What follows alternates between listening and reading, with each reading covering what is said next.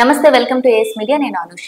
ఏపీలో ఎన్నికల వేళ విశాఖ జిల్లాలో పరిస్థితులు ఏ విధంగా ఉన్నాయో ఒక్కసారి తెలుసుకునే ప్రయత్నం చేద్దాం. విశాఖ జిల్లాలో మొత్తం 6 నియోజకవర్గాలు ఉన్నాయి. Gajuwaka, Bheemili, Visakha east, west, north, south. Gajuwaka నియోజకవర్గం విషయానికి వస్తే ఇది చాలా ప్రత్యేకమైనదిగా మనం చెప్పొచ్చు. ఎందుకంటే జనసేన అధినేత పవన్ కళ్యాణ్ మొదటిసారి పోటీ చేసిన నియోజకవర్గాల్లో గాజువాక కూడా ఒకటి. అయితే గత 2019 ఎన్నికల్లో టీడీపీ తరపు నుంచి పల్లా శ్రీనివాస్, వైఎస్ఆర్సీపీ తరపు నుంచి తిప్పల నాగిరెడ్డి, జనసేన తరపు నుంచి పవర్ స్టార్ పవన్ కళ్యాణ్ పోటీ చేయడం జరిగింది. ఈ ఎన్నికల్లో వైఎస్ఆర్సీపీ అభ్యర్థి తిప్పల నాగిరెడ్డి 38.37% ఓట్లు సాధించి ఘన విజయం సాధించారు. ఇక పవన్ కళ్యాణ్ కు 56,000 ఓట్లు వచ్చాయి. టీడీపీ అభ్యర్థి పల్లా శ్రీనివాస్ కు 54,000 ఓట్లు వచ్చి ఆయన థర్డ్ ప్లేస్ కి పరిమితం అవడం జరిగింది. ఇక 2024 విషయానికి వస్తే మరోసారి కూటమి అభ్యర్థిగా టీడీపీ అభ్యర్థి పల్లా శ్రీనివాస్ కి అవకాశం దక్కింది. ఇక వైఎస్ఆర్సీపీ అభ్యర్థిగా సిట్టింగ్ ఎమ్మెల్యేగా ఉన్న తిప్పల నాగిరెడ్డికి ఈసారి జగన్ అవకాశం ఇవ్వలేదు. దానికి బదులుగా గాజువాకలో ఇన్ఛార్జ్ గా ఉన్న వరకుటి రామచంద్రారావుకు అవకాశం ఇవ్వడం జరిగింది. ఇక గెలుపోటముల విషయానికి వస్తే టీడీపీకి ప్లస్ పాయింట్స్ గా చెప్పుకోవాలంటే జనసేనతో పొత్తు అనేది ఖచ్చితంగా ప్లస్ అవుతుంది. ఎందుకంటే గతంలో పవన్ కళ్యాణ్ కి 56,000 ఓట్లు, అలాగే టీడీపీ అభ్యర్థి పల్లా శ్రీనివాస్ కి 54,000 ఓట్లు వచ్చాయి. కాబట్టి ఇవన్నీ కలుపుకున్నా కూడా గెలుపు అవకాశాలు ఎక్కువగా ఉన్నాయి. అయితే బీజేపీతో పొత్తు అనేది ఖచ్చితంగా మైనస్ అవుతుంది. ఎందుకంటే విభజన హామీలు నెరవేర్చకపోవడం అయితే గానీ, రాజధాని విషయంలో ఎటువంటి ఫండ్స్ మనకి బీజేపీ తరపు నుంచి రాకపోవడం, ఇలాంటి అంశాలన్నీ ఖచ్చితంగా మైనస్ అవుతాయి. అలాగే విశాఖ ప్రైవేటీకరణ అంశం కూడా ఖచ్చితంగా మైనస్ అవుతుంది. విశాఖ రైల్వే జోన్ ఇవ్వకపోవడం, ఇవన్నీ కూడా విశాఖ ప్రజల మనసుల్లో అయితే లోతుగా నాటుకుపోయి ఉన్నాయి. కాబట్టి ఇవన్నీ ఖచ్చితంగా కూటమికి మైనస్ పాయింట్స్ గా మనం చెప్పుకోవచ్చు. ఇక వైఎస్ఆర్సీపీ విషయానికి వస్తే గత సంక్షేమ పథకాలు ఖచ్చితంగా ప్లస్ పాయింట్స్ అని చెప్పొచ్చు. అయితే వర్గపోర్ అయితే మైనస్ అవుతుంది. సిట్టింగ్ ఎమ్మెల్యేగా ఉన్న నాగిరెడ్డికి అవకాశం ఇవ్వకపోవడం, ఆ వర్గం అంతా ఇప్పుడు అభ్యర్థికి ఎంతవరకు సపోర్ట్ చేస్తారు అన్న విషయం కూడా ఒక క్వశ్చన్ మార్క్ గా ఉంది. ఇది ఖచ్చితంగా వైఎస్ఆర్సీపీకి మైనస్ అవుతుంది. అలాగే విశాఖ ప్రైవేటీకరణ అంశం విషయంలో వైఎస్ఆర్సీపీ అంత సీరియస్ గా తీసుకోలేదు, విశాఖ ప్రజలను పట్టించుకోలేదు అనే ఒక అంశం కూడా వైఎస్ఆర్సీపీకి మైనస్ అవుతుంది. అలాగే గంగవరం పోర్టు నిర్వాసితుల సమస్యలు కూడా పరిష్కారం కాలేదు అని చెప్పి ప్రజలంతా చాలా వ్యతిరేకతతో ఉన్నారు వైఎస్ఆర్సీపీ విషయంలో. అయితే వైఎస్ఆర్సీపీకి పెద్ద ప్లస్ పాయింట్ ఏంటంటే విశాఖను పరిపాలనా రాజధానిగా ప్రకటించారు. మేనిఫెస్టో ప్రకటించినప్పుడు వైసీపీ అధినేత జగన్, ఇది ఖచ్చితంగా ప్లస్ పాయింట్ అవుతుంది. అలాగే టీడీపీ అధినేత చంద్రబాబుకి పెద్ద మైనస్ ఏదవుతుంది అంటే అమరావతిని పరిపాలనా రాజధానిగా ప్రకటించడం. దీనివల్ల కూడా విశాఖలో కొంచెం కూటమి అభ్యర్థికి మైనస్ అవ్వడానికి ఛాన్స్ ఉంది. అయితే ఏదేమైనప్పటికీ మనం మొత్తం క్రోడీకరించి చూసినా సరే ఇక్కడ ఖచ్చితంగా చాలా బ్యాలెన్సింగ్ గా ఉంది. ఈ పార్టీ ఎక్కువ, ఈ పార్టీ తక్కువ అని చెప్పడానికి అసలు అవకాశమే లేదు. వీరికి కొన్ని మైనస్ పాయింట్స్ ఉంటాయి, వీరికి కొన్ని మైనస్ పాయింట్స్ ఉన్నాయి, వీరికి కొన్ని ప్లస్ పాయింట్స్ ఉంటాయి, వీళ్ళకి కొన్ని ప్లస్ పాయింట్స్ ఉన్నాయి. మొత్తానికి గాజువాకలో అయితే ఖచ్చితంగా హోరాహోరీ పోరు ఉంటుంది. గెలుపునైతే ఇప్పుడే మనం ఎవ్వరికి కట్టబెట్టే అవకాశమే లేదు. మనం జూన్ 4 వరకు వెయిట్ చేయాల్సిందే ఈ రిజల్ట్ కోసం. భీమిలి అసెంబ్లీ స్థానానికి సంబంధించి టీడీపీ నుండి గంటా శ్రీనివాసరావు బరిలో ఉంటే వైసీపీ నుంచి అవంతి శ్రీనివాసరావు బరిలో ఉన్నారు. మంచి మిత్రులుగా పేరు తెచ్చుకున్న ఈ ఇద్దరు పోటీ పడడం చాలా ఆసక్తికరంగా ఉంది. ఇంకా అందున ఈ ఇద్దరు నేతలు ఇప్పటి వరకు ఓటమి ఎరుగని నేతలుగా పేరుంది వీరిద్దరికీ కూడా. ప్రభుత్వం అందించిన సంక్షేమం, సామాజిక లెక్కలు కలిసొస్తాయని వైసీపీ అంచనా వేస్తోంది.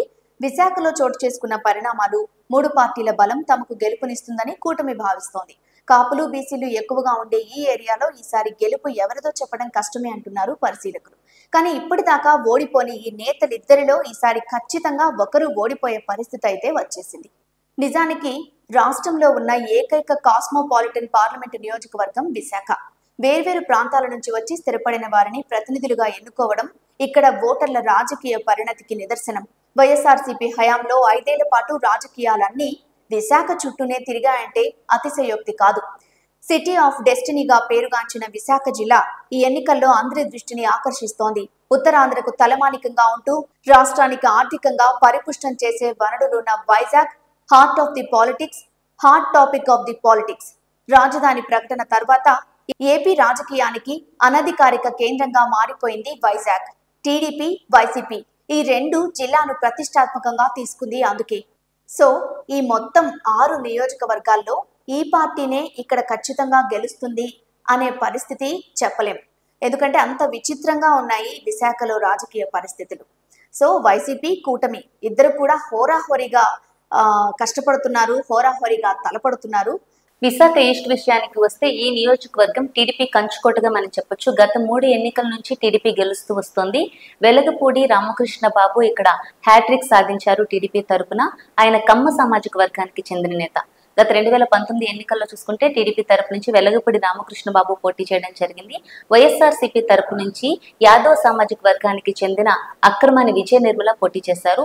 అయితే విశాఖ ఈస్ట్ లో కుల సమీకరణలు ఏ మాత్రం పనిచేయవని చెప్పాలి. ఎందుకంటే విశాఖ ఈస్ట్ లో కమ్మ సామాజిక వర్గానికి చెందిన ఓటర్లు చాలా తక్కువ. యాదవ్ సామాజిక వర్గానికి చెందిన ఓటర్లు 40,000 దాకా ఉంటారు. కాపు సామాజిక వర్గానికి చెందిన ఓటర్లు 50,000 దాకా ఉంటారు. ఇంకా వెలమలు ఎక్కువగా ఉంటారు. మిగతా అన్ని నియోజకవర్గాల వారు ఉంటారు. అయినప్పటికీ కుల సమీకరణలు ఏమాత్రం పనిచేయ నియోజకవర్గంగా విశాఖ ఈస్ట్ ను మనం చెప్పొచ్చు. అయితే 2024లో కూడా మరొకసారి తన అదృష్టాన్ని పరీక్షించుకోబోతున్నారు వెలగపూడి రామకృష్ణ బాబు. అయితే వైఎస్ఆర్సీపీ ఈసారి అభ్యర్థిని మార్చడం జరిగింది. విజయ నిర్మలకు ఈసారి అవకాశం దక్కలేదు. విశాఖ ఎంపీగా ఉన్న ఎంవివి సత్యనారాయణను ఈసారి ఎమ్మెల్యే బరిలో దించడం జరిగింది జగన్. అయితే ఇక్కడ ప్రస్తుతం మనం గెలుపు అవకాశాలను ఒక్కసారి చూసుకుంటే టీడీపీకి ప్లస్ పాయింట్ అయితే జనసేనతో పొత్తు ప్లస్ పాయింట్ అవుతుంది. అయితే బీజేపీతో పొత్తు అనేది మైనస్ అవుతుంది. విభజన హామీల విషయంలో అయితే కానీ, విశాఖ ప్రైవేటీకరణ అంశం అయితే కానీ, అలాగే రాజధాని విషయంలో అమరావతిని పరిపాలనా రాజధానిగా చంద్రబాబు ఎంచుకోవడం, ఈ అన్ని విషయాలు కూడా మైనస్ అయినప్పటికీ ఇక్కడ టీడీపీ అభ్యర్థి చాలా బలమైన నేతగా మనం చెప్పొచ్చు. వెలగపూడి రామకృష్ణ బాబు ఎటువంటి కుల సమీకరణలు కానీ, ఎటువంటి జగన్ వేవ్ కానీ పని చేయకుండా ఆయన 3 సార్లు ఎమ్మెల్యేగా గెలుస్తూ వస్తున్నారు. మనం చూసుకుంటే గత ఎన్నికల్లో 87,000 ఓట్లు సాధించారు. అంటే 50% పైగా ఓట్లు సాధించి ఘన విజయం సాధించిన నేతగా మనం రామకృష్ణ బాబుని చెప్పుకోవచ్చు. ఇక వైసీపీ ప్లస్ పాయింట్స్ మనం చూసుకుంటే సంక్షేమ పథకాలు ప్లస్ అవుతాయి. అయితే ఈసారి మేనిఫెస్టో ద్వారా విశాఖ పరిపాలనా రాజధానిగా ప్రకటించడం అనేది ఖచ్చితంగా ప్లస్ అవుతుంది వైఎస్ఆర్సీపీకి. అయితే మైనస్ పాయింట్స్ చూసుకుంటే వర్గ విభేదాలు పెద్ద మైనస్ గా చెప్పాలి. ఎందుకంటే అభ్యర్థులను మారుస్తూ వస్తున్నారు. 2014లో ఒక అభ్యర్థి, 2019లో ఒక అభ్యర్థి, 2024లో ఒక అభ్యర్థి. ఈ అభ్యర్థులను మార్చడం వల్ల కూడా ఓటర్లు కన్ఫ్యూజ్ అవ్వడానికి అవకాశం ఉంటుంది. ఇది కూడా మైనస్ గా చెప్పొచ్చు. అలాగే విశాఖ స్టీల్ ప్లాంట్ ప్రైవేటీకరణ విషయంలో కూడా వైసీపీ అంతగా పట్టించుకోని ధోరణిలో ఉంది అనేది కూడా ప్రజల్లో మనసుల్లో ఉన్న ఒక విషయం. ఈ అన్ని విషయాలు కొంత మైనస్ అవ్వడానికి అవకాశం ఉంటుంది. అయితే ఏ విధంగా చూసుకున్నా కొంచెం వెలగపూడి రామకృష్ణ బాబును ఓడించడం అనేది వైఎస్ఆర్సీపీకి ఒక పెద్ద టాస్క్ అనే చెప్పాలి. ఇంకొక విషయం ఏంటంటే 2014లో వంశీకృష్ణ వైఎస్ఆర్సీపీ అభ్యర్థిగా ఉన్నారు. ఆయనకి 2019లో జగన్ అవకాశం ఇవ్వకపోయేటప్పటికి ఆయన రెబల్ గా మారి రీసెంట్ గా జనసేనలో చేరడం జరిగింది. ఆయన ఇప్పుడు జనసేనలో ఉంటూ ఆయన గెలవడం కంటే వైఎస్ఆర్సీపీ ఓడిపోవడమే ప్రధాన ధ్యేయంగా పనిచేస్తున్నారు వంశీకృష్ణ. ఇది కూడా ఖచ్చితంగా వైఎస్ఆర్సీపీకి మైనస్ అవుతుంది. అలాగే 2019లో అభ్యర్థిగా ఉన్న విజయ నిర్మల కూడా ఇప్పుడు అభ్యర్థిగా ఉన్న ఎంవి సత్యనారాయణకు ఏమాత్రం సహకరించే పరిస్థితి కనిపించడం లేదు. ఈ వర్గ విభేదాలన్నీ కూడా మరోసారి వైసీపీ ఓటమికి అవకాశాలు ఎక్కువగా వచ్చేలా కనిపిస్తున్నాయి. అయితే గత 2 సార్లు ఓడిపోవడంతో ఆ సానుభూతి ఓట్లు అయితే పడే అవకాశం ఉంటేనే తప్ప అండ్ సంక్షేమ పథకాలు ఈ 2 పాయింట్స్ లో తప్ప వైసీపీకి విజయ అవకాశాలు చాలా తక్కువగా ఉన్నాయి. మరొకసారి విశాఖ ఈస్ట్ టీడీపీకే ఎక్కువగా ఛాన్సెస్ కనిపిస్తున్నాయి. మరి చూద్దాం జూన్ 4న ప్రజలు ఏం నిర్ణయిస్తారు. విశాఖ నార్త్ అసెంబ్లీ నియోజకవర్గం విషయానికి వచ్చేప్పటికీ ఇక్కడ జై భారత్ నేషనల్ పార్టీ తరపు నుంచి వివి లక్ష్మీనారాయణ బరిలో ఉన్నారు. వైసీపీ తరపు నుంచి కేకే రాజు బరిలో ఉన్నారు. ఇక కూటమి వైపు నుంచి కూటమి తరపున బీజేపీ నుంచి మాజీ ఎమ్మెల్యే విష్ణుకుమార్ రాజు బరిలో ఉన్నారు.